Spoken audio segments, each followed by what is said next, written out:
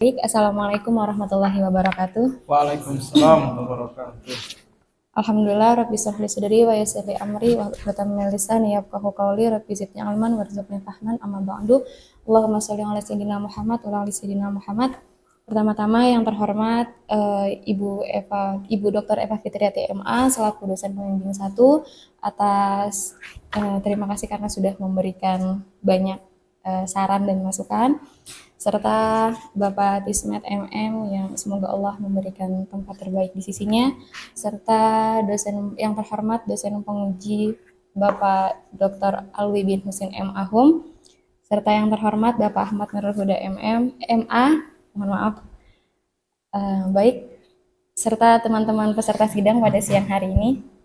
Langsung saja untuk mempersingkat waktu, di sini saya akan mempresentasikan judul proposal saya dengan judul Upaya Meningkatkan Keaktifan Belajar Siswa dalam Mata Pelajaran Akidah Akhlak melalui metode window shopping di kelas 8 MTS Al-Hidayah Rawadenok Depok. Oke, latar belakang masalah sesuai dengan perkembangan ilmu pengetahuan dan teknologi, manusia kita tuh berada dalam persaingan global. Oleh karenanya, kita diminta untuk meningkatkan kualitas dan kuantitas sumber daya manusia yang lebih baik. Pendidikan merupakan salah satu cara untuk meningkatkan kualitas dan kuantitas sumber daya manusia menuju arah yang lebih baik.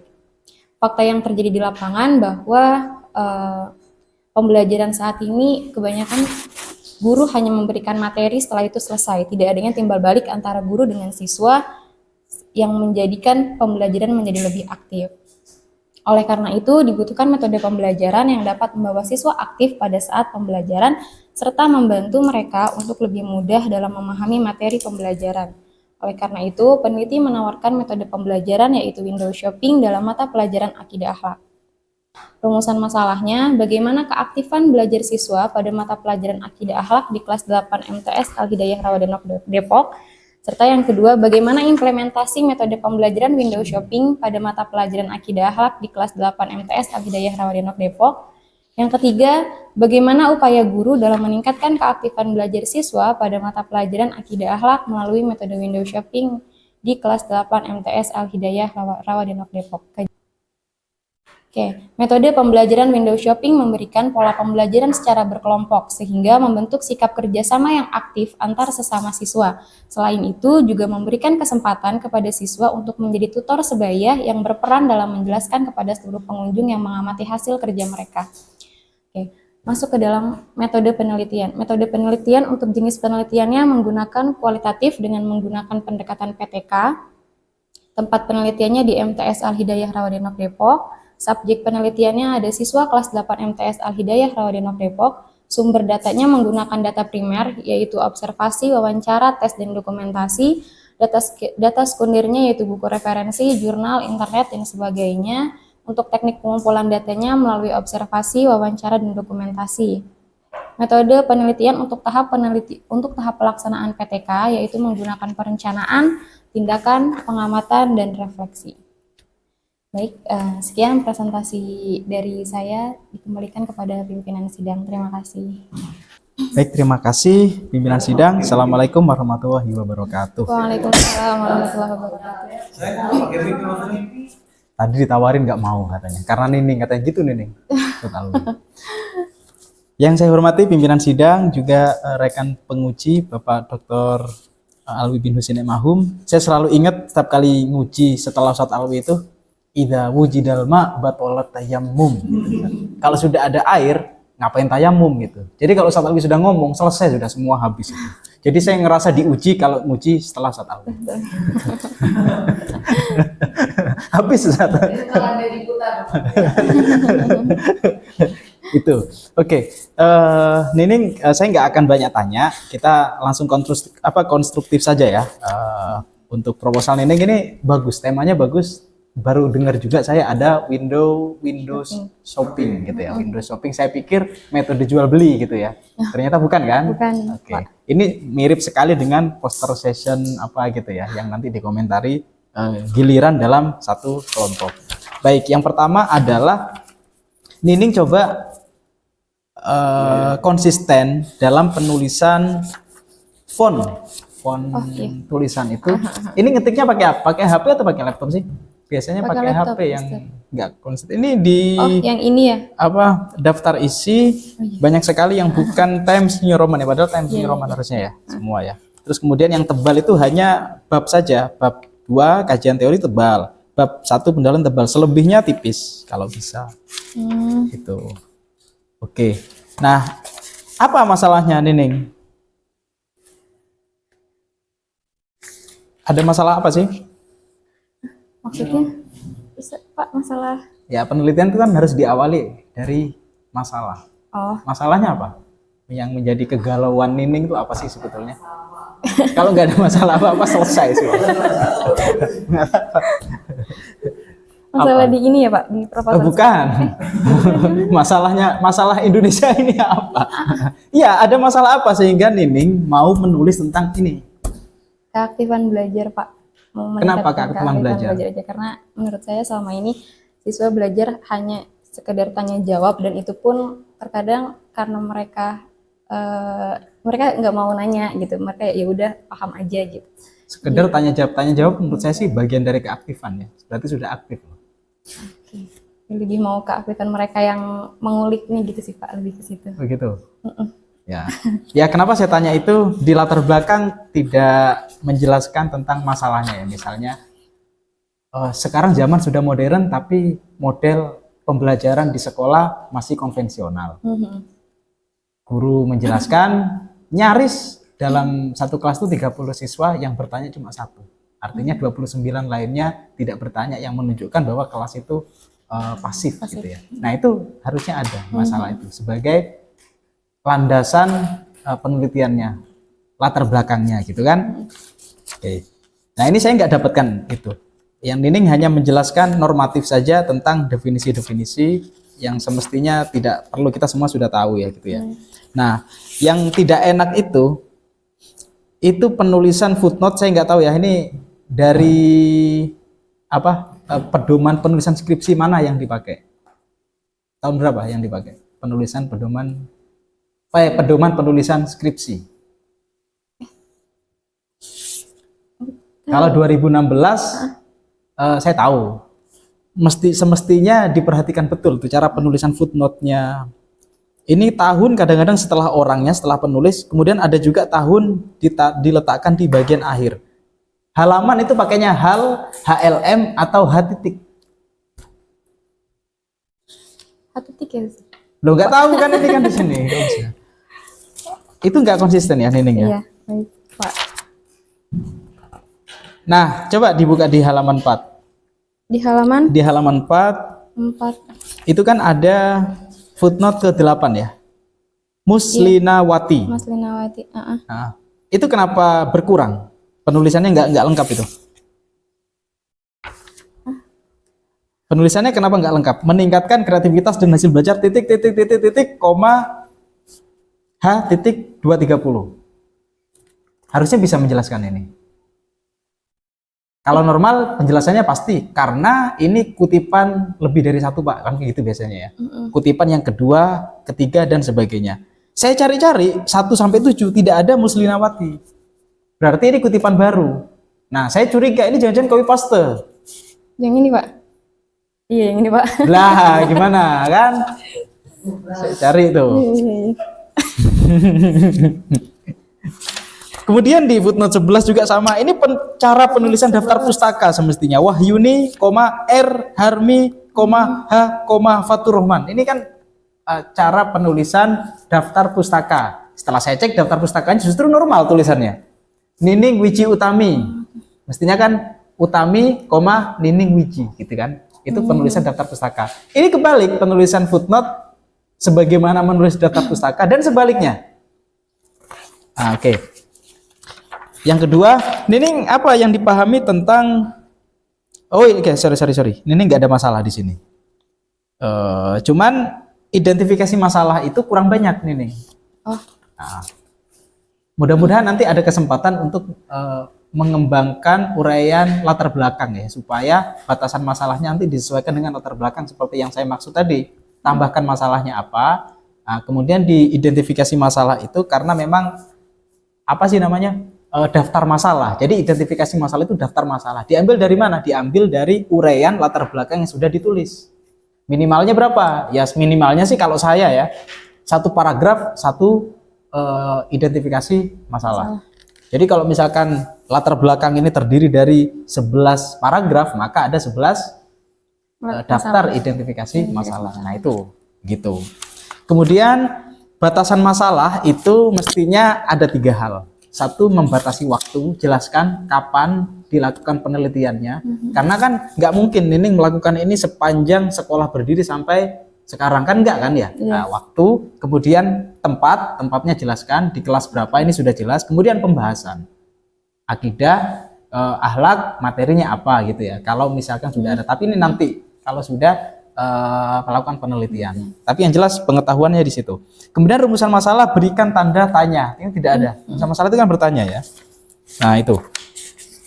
Nah, sekarang kita masuk ke halaman 12. Jadi Nining untuk awal bab itu kalau bisa, bukan kalau bisa ini wajib. Itu di halaman ganjil, bukan genap. Kalau di halaman genap kena tilang nanti Anda itu. Karena kan ganjil genap.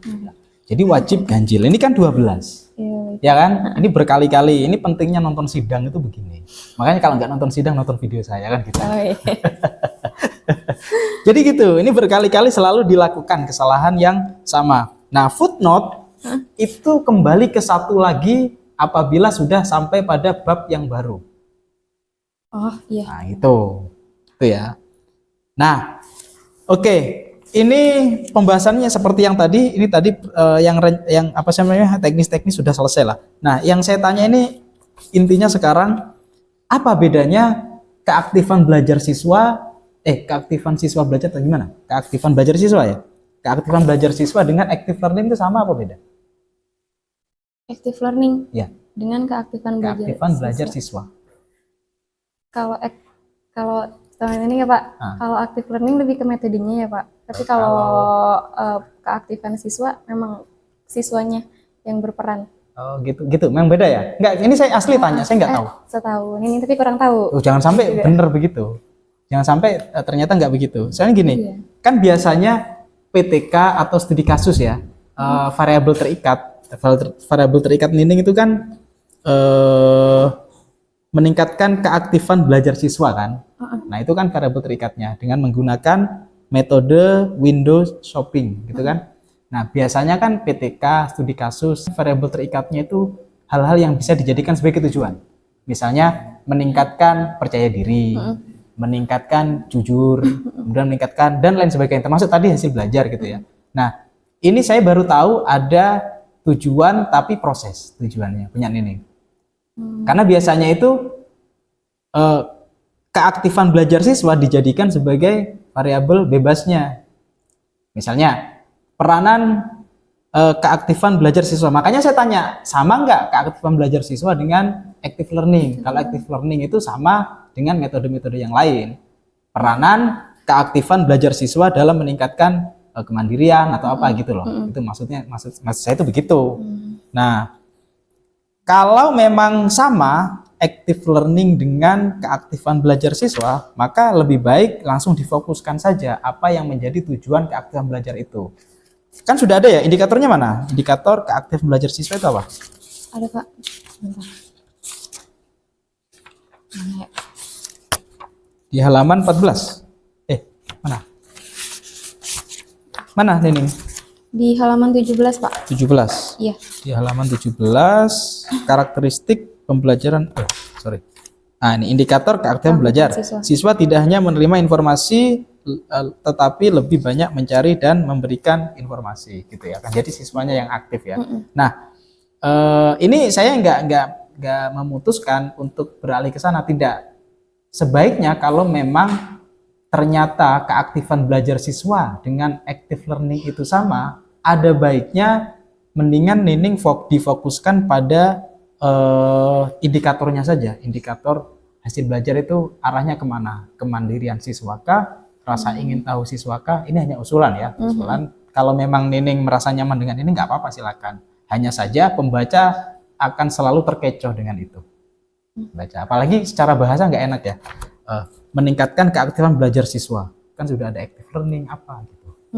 Cara meningkatkan active learning. Misalnya analoginya itu peranan peranan Avanza dalam menghemat waktu sampainya seseorang dari satu tempat ke tempat yang lain. Itu kan biasanya kan begitu. Ini enggak. Peranan Avanza dalam meningkatkan jumlah kendaraan di Jakarta. Ya pasti semakin diproduksi semakin banyak. Itu sudah orang sudah begitu. Dan keaktifan belajar siswa apa sih peranan window shopping dalam meningkatkan keaktifan belajar siswa. Ya semakin diterapkan ya semakin aktif karena kan metode ini kan memang meniscayakan siswa harus aktif. Nah, itu tujuannya itu adalah tujuan antara gitu. Kecuali Nining perkuat bahwa keaktifan belajar siswa itu bukan atau berbeda dengan active learning gitu. Maksud saya begitu, harus ada penguatnya itu gitu ya. Oke, tadi juga sama seperti yang disampaikan Ustadz Alwi itu. Jadi terlalu ini nih. Terlalu ke sana gitu, terlalu ke sana dan nggak ke sini. Itu ya. Iya, Pak. Nah, kemudian window shopping tuh kalau bisa nanti miring ya, italic ya, semua ya. Iya. Karena dia itu asing. Oke, di bab 3 juga sama. Bab 3 itu harusnya ganjil. Ini 32. Oke, terakhir sebelum terakhir ini Nining nanti melakukan ini observasi ya, observasi. Wawancara juga perlu wawancara. Wawancara sama dokumentasi. Jelaskan Nining, siapa yang diwawancara? Yang diobservasi apanya? Yang diobservasi keaktifan merekanya, Pak. Jadi Ya, maksudnya kegiatan apanya yang diobservasi. Walaupun satu jelaskan aja di sini. oh gitu. Oh iya. Observasi. Kemudian diwawancara juga sama, wawancara nanti siapa aja yang diwawancarai. Iya. Tidak hanya normatif. Peneliti melakukan wawancara itu ada wawancara langsung dan tidak langsung, bla bla bla. Ya, maksudnya Anda melakukan apa gitu. Ini kan sedikit ya. Kemudian dokumentasi juga sama. Jelaskan apa saja yang dijadikan sebagai dokumen yang akan dijadikan kajian atau di studi gitu ya. Selebihnya sudah bagus. Ini bagus loh Nining, window shopping penjelasannya sudah bagus dan sepertinya menarik untuk dilanjutkan gitu. Ini makin ke sini ya kata dia. Sudah saya tandain. Oke, yang terakhir adalah daftar pustaka. Coba jelaskan ke saya. Ini kok ada dua ini? Oh, beda ini ya. Artanti sama Arianti. Ini nama satu orang atau tipe tulisannya, tapi ininya sama.